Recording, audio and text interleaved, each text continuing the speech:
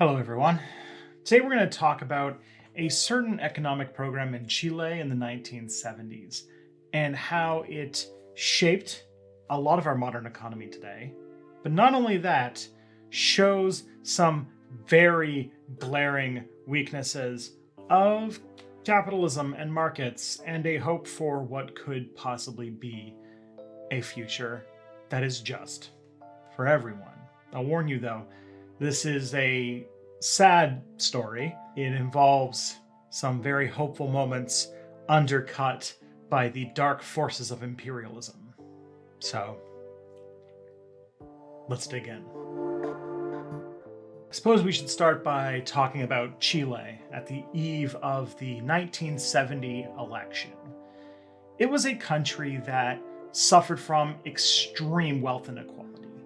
There were farmers who did not have a lot of land, and a lot of Chile's industry was owned by American corporations, which meant that Chileans got wages, fairly poor wages.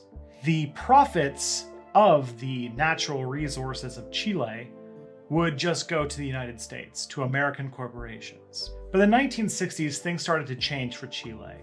A group of Christian Democrats running the country decided to do a large program of agrarian reform, education reform, and even a form of public housing. Farmers were allowed to unionize, and so Chile was going through a lot of big egalitarian reformations. But at the end of the day, the Christian Democrats were a little bit of a centrist party, a little bit of a liberal party, and were torn between a more conservative class represented by the rich of the country, by those who benefited from US imperialism, who thought that these reforms went way too far, and leftists, a coalition of radicals, communists, socialists, social democrats, who didn't think these reforms went far enough. This three-way split in Chilean politics is how they entered into the 1970 election, where between those three major coalitions, a man named Salvador Allende became the unlikely president of the country. He was a member of the Socialist Party and at the head of something called the Popular Unity Coalition. He was a Marxist, he was a physician, and he was ready to make some major changes to this country. And he had to do it fast. Chilean presidents are limited to 6-year terms, so he had 6 years to make all of the major reforms, because who knows if a Marxist is ever going to be elected leader of a liberal country ever again. On that note, Salvador Allende was actually the first democratically elected Marxist in a democratic liberal country. Salvador Allende actually was a democratic socialist, and not in the Bernie Sanders sense of arguing for social democratic programs that a good chunk of the world has had for over 50 years, but like an actual believer that at some point we can get past capitalism to a socialist country with democracy, with votes. So his first actions were very much about converting Chile into at least the beginnings of a socialist country. He nationalized several industries, including the very lucrative copper industry, but furthermore, he made the healthcare system public. He put in a milk program for kids, which as many as 50% of Chilean children benefited from. And he implemented a large program of land redistribution, taking poor tenant farmers and giving them farms of their own, where their work and their profits were given to them and not some landlord. But when it came to economics specifically, there was a big hurdle that socialist countries like, say, the Soviet Union had trouble overcoming. The centralized planned economies tended to be very slow to react to the needs of the people underneath them. They were bureaucratic, they were sluggish. And so there had to be some way to make sure that a socialist economy that works for everyone isn't bogged down by the grinding gears of bureaucracy. And what the Chilean government had at this point was a mishmash of different nationalized industries that had been purchased from their American overlords. So you have this whole nationalized economy, and You don't want to turn into the Soviet Union, but you don't want to privatize things either.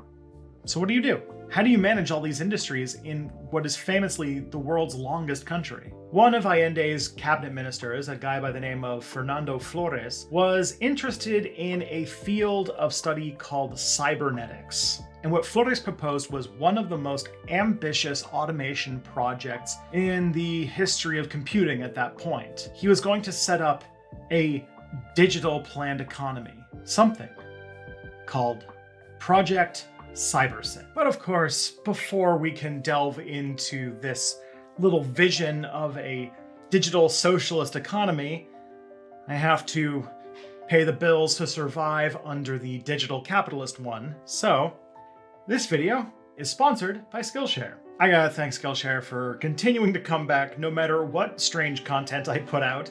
Skillshare is the learning community where millions come together to learn about design, photography, freelancing, and a whole lot more. And in this dystopian world of independent contractors and gig economies, the power of just having a degree is losing a lot of its cachet. And a lot of the times what you can do and what you can do service-wise is going to count for a lot. And Skillshare can teach you how to do a whole lot of things that are worth a decent amount. And in this kind of coming system, you might need that edge. And luckily, Skillshare, to master those skills, is less than $10 a month. And right now, I've been on a kick of watching courses by Jordi Vandeput, who is a really great expert on Adobe's video editing software. So I'm watching a class on advanced Adobe Premiere Pro editing techniques, which is amazing because I have seen so many courses on so many websites describing just the very basics of Premiere, and I was desperate to find something that was that one step further, and I finally found it. I have learned so much about how to make videos look good and sound good and have an interesting look to them that I was not able to do before. It seems like every lesson I'm learning that something I was doing in Premiere was the long and wrong way to do it. So if you want to give it a try, on the pinned comment or in the description, you will find a link, and the first 1,000 people who use that link to sign up will get a free month of Skillshare's premium service. So grab them before they're used up. Anyways, that's my sacrifice to the gods of capitalism for this video. Let's get onwards to the content. Hi everybody, this is Step Back. Be sure to subscribe and hit the bell notification to never miss another video. All right, we're here. Let's finally talk about Project Cybersyn. What is it? Well, Cybersyn was a lot of things, but it was basically a general program for managing the Chilean economy. Cybersyn was its English name.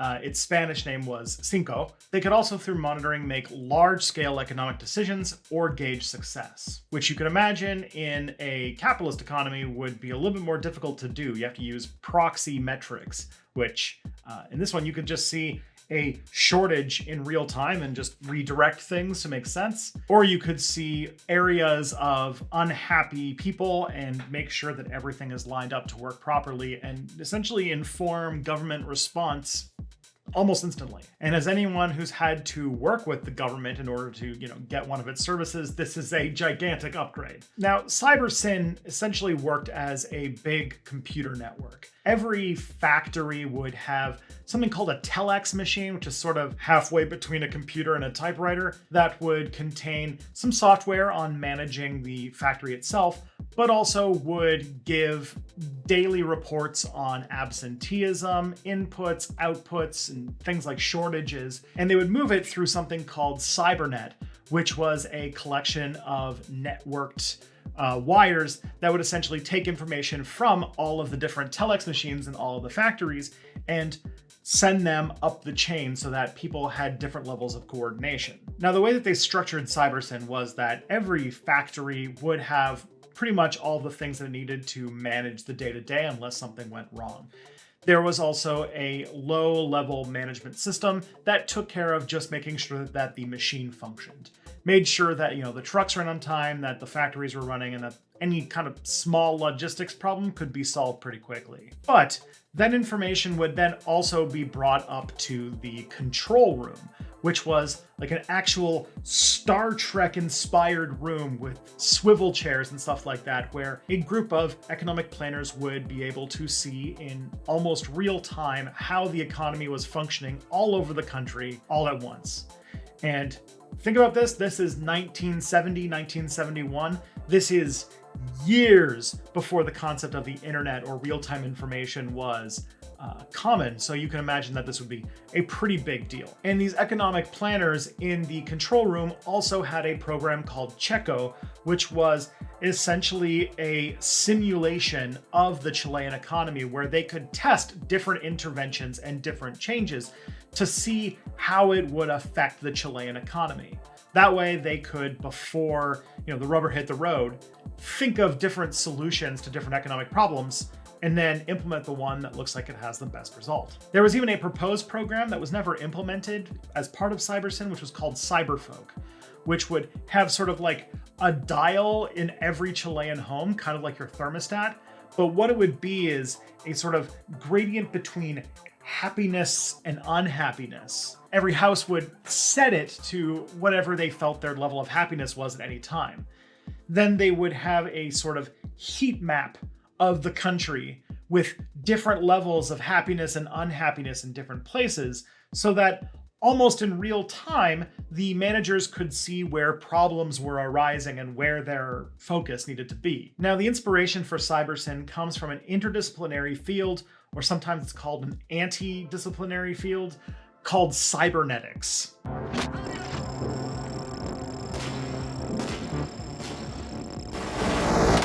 And yeah, we have sort of an idea of what cybernetics means today, and I assure you it doesn't mean that. What cybernetics really means in the academic sense of the word is the study of systems, specifically systems that use things like feedback loops and causal loops in order to self-regulate themselves and be these closed, automated systems. Essentially, what you get out of a cybernetic system is that these collections of different machines and parts and stuff like that that are automated and manage themselves can feed into each other, and with a bunch of objects that have relatively simple programmings or no programming at all, they're just automatic by design, can make a complex self-regulating network that essentially has no commander at the center. And different people who have interest in cybernetics study all sorts of places where it shows up. In biology, like for example, regulating your body temperature, that's a cybernetic system. There are things that adjust in real time and all that kind of thing.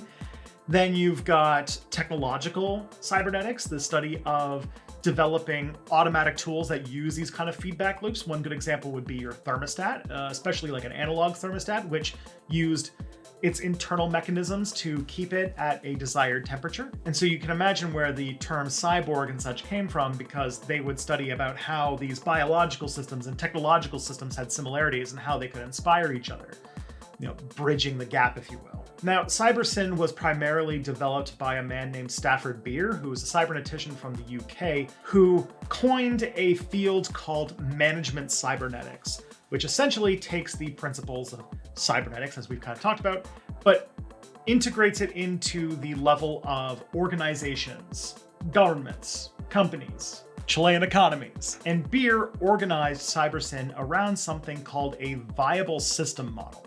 A viable system model is essentially what I talked about earlier about how there were almost a cellular system of organization, that every factory ran itself, but information about its inputs, outputs, and status would go to higher levels of organization that had more resources to bear to make adjustments in real time, which if those were not able to be solved after a certain pre-written interval, would be moved up to higher levels of organization, to the command room and all those kinds of things, to really deal with larger economic decisions and interests.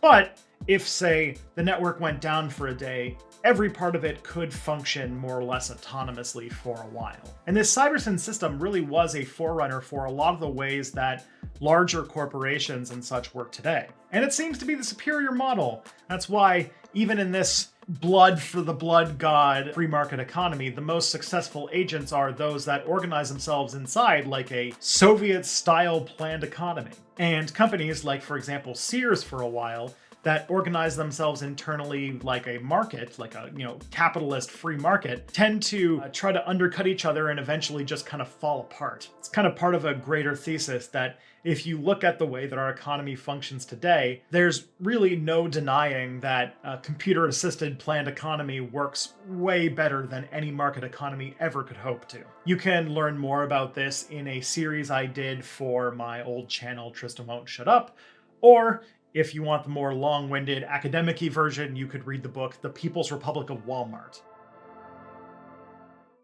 And the obvious superiority of planned economies seems to have worked in some capacity because the implementation of the Cybersyn system seems to be at least correlated with a pretty big spike in economic prosperity for a good chunk of Chileans in the early years of the Allende administration. So while people's standard of living was going up and, generally life was better in Chile, there was someone who was not happy.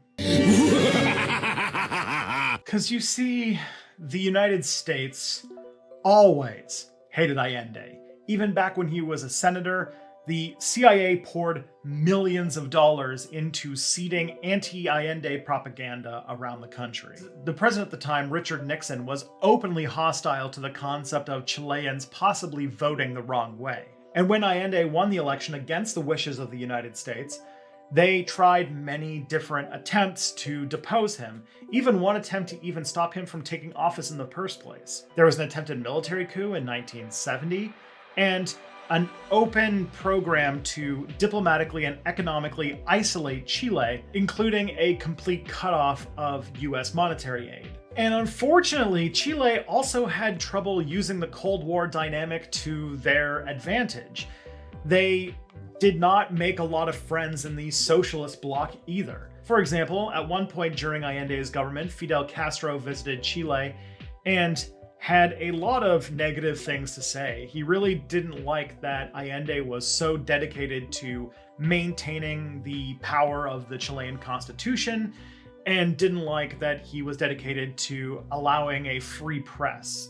He thought Allende was essentially a naive fool and that his government would fall any day now, which, I guess Castro had a point there. And as well, the big daddy in Russia, the Soviet Union, had very little interest in supporting Allende, and what support they did give was more promised than delivered. And so for the most part, Chile was on its own. So when you're wedged between an America that is trying to squeeze you out of existence and a socialist bloc that refuses to help your movement because it just is too dedicated to the democratic process, you have a lot of crises pop up. The United States invested a lot of CIA money into fermenting propaganda and pushing for anti-Allende sentiment across the country. Plus, who knows what kind of CIA money showed up to, say, sabotage the economy or to push along, encourage those far-right fascist paramilitary groups. The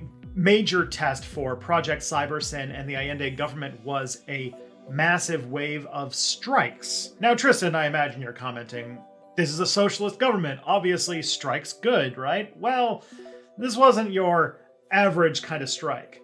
What was happening is that the government was starting to implement basically a state-run trucking system.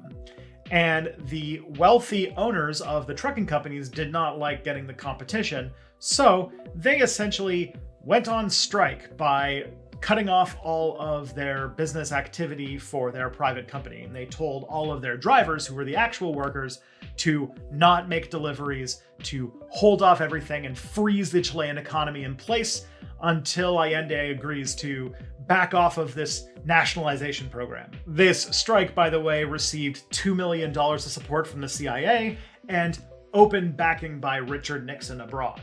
And the head of the strike was a guy named Leon Villarin, who was a fascist and a member of a far-right paramilitary group. I say member, he was the leader of a far-right paramilitary group. And there were further solidarity strikes from other groups that typically come from the upper middle class, the professional managerial class. Groups like professional organizations went on strike. This is like doctors and lawyers and stuff like that. As well as the owners of small businesses, which, if you've ever worked for a small business, you know that is the place where the real tyrants rule. And the strike did do its damage, there's no denying that.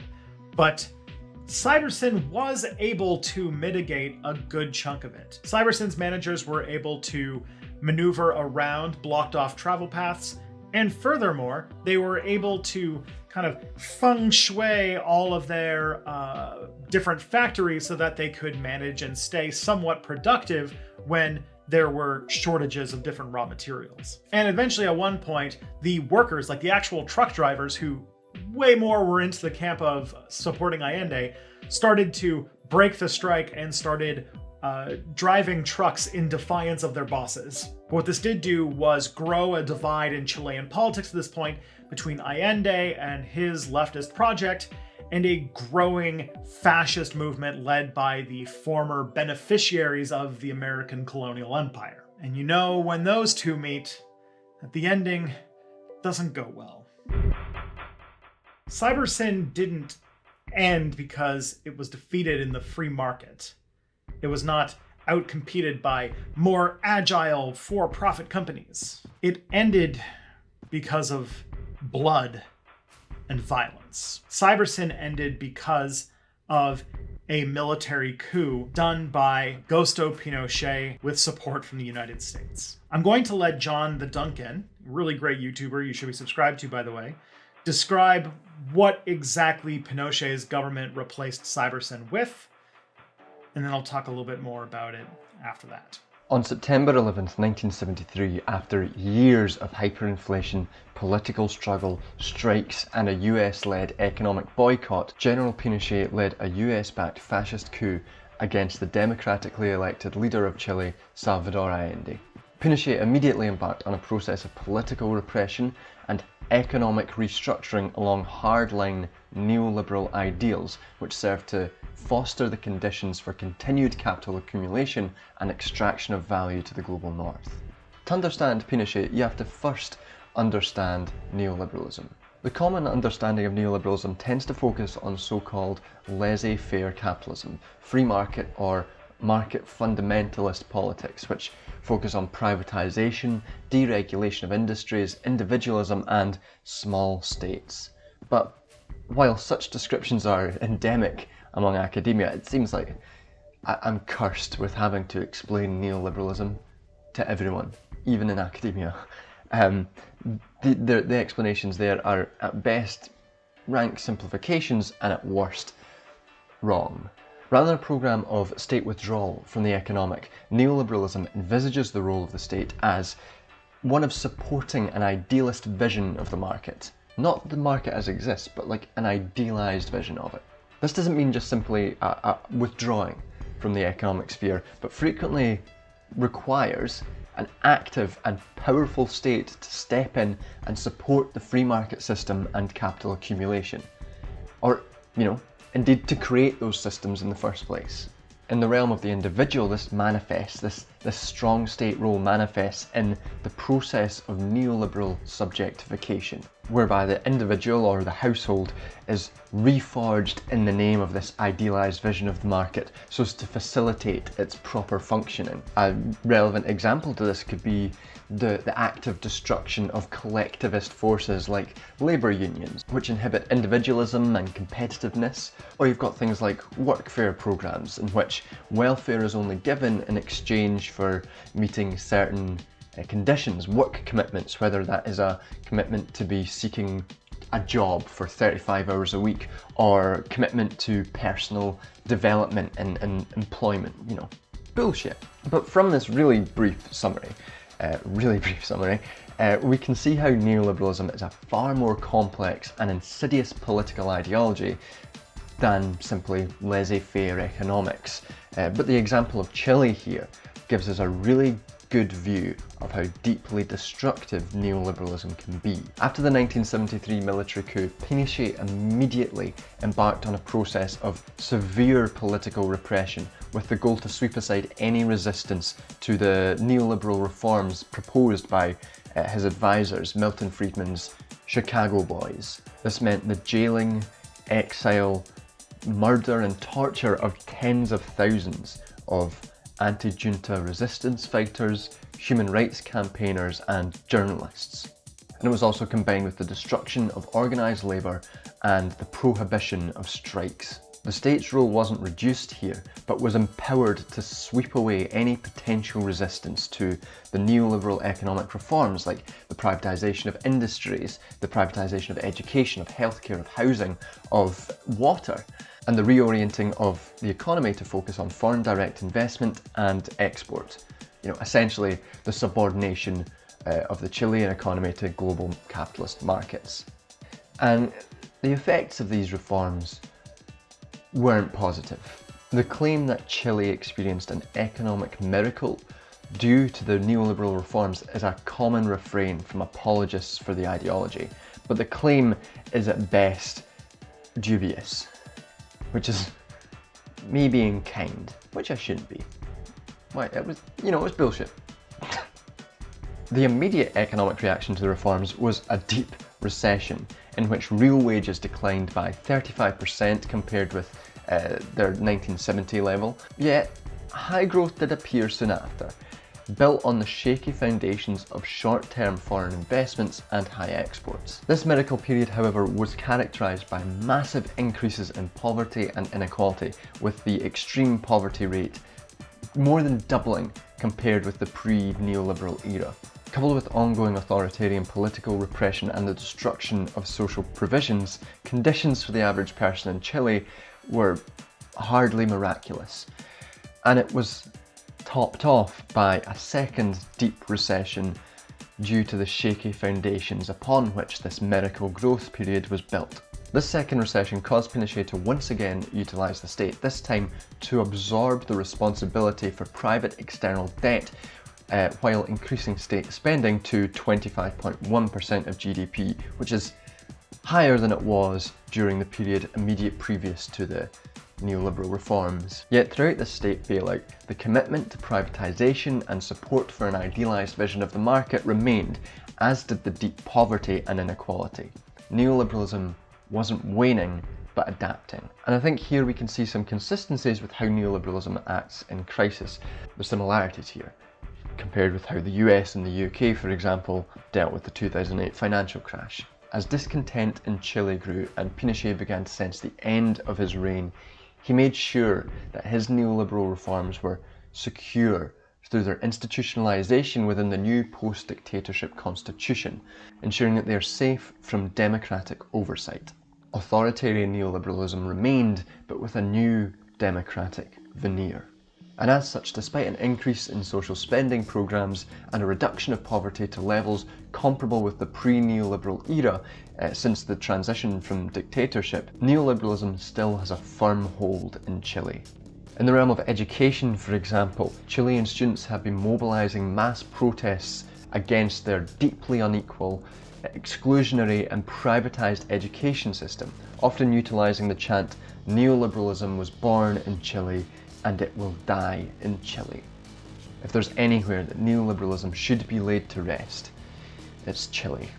More than just a extreme decline in the economic fortunes of most Chileans, Pinochet was a fascist dictator. Estimates are that he killed as many as 3,200 leftists. He also tortured tens of thousands of people and put as many as 80,000 dissidents in prison. In Chile, to this day, the dark legacy of what are called the disappeared still loom heavy over this country, which has suffered quite a bit. And with the help of the United States, Pinochet also was the founder of Operation Condor, which was a program to prop up and support fascist dictators across South America and fund the further violent suppression of any left-wing groups. I made a video about Operation Condor that I'm going to link. It'll be at the end of the video too if you want to wait. The nationalization of Chile's natural resources into their own hands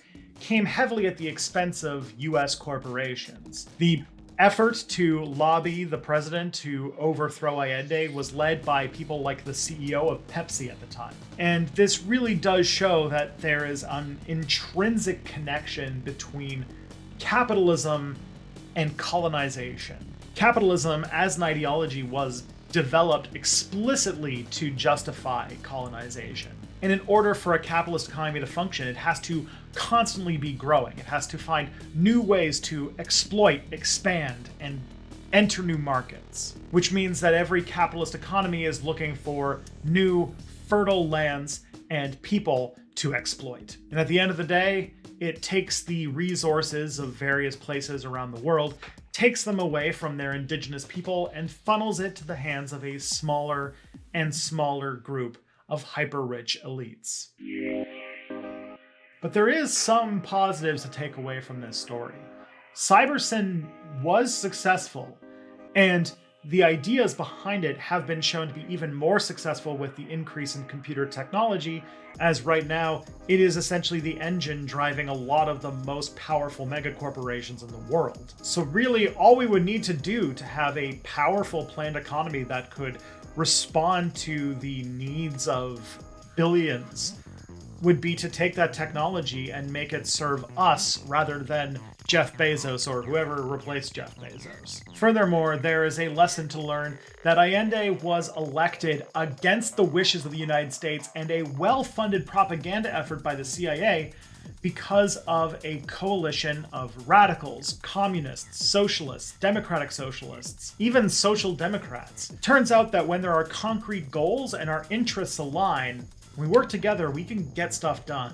And it's easy to see Cybersyn and Allende as another defeat in the long history of defeats that is the socialist project. And in his final address before he committed suicide, Allende sent a hopeful message to the Chilean people, pointing out that there are going to be dark times ahead, but that at the end of the day, he had faith in Chileans, and that we should not give in to cynicism, but hold a faith that the world can be better.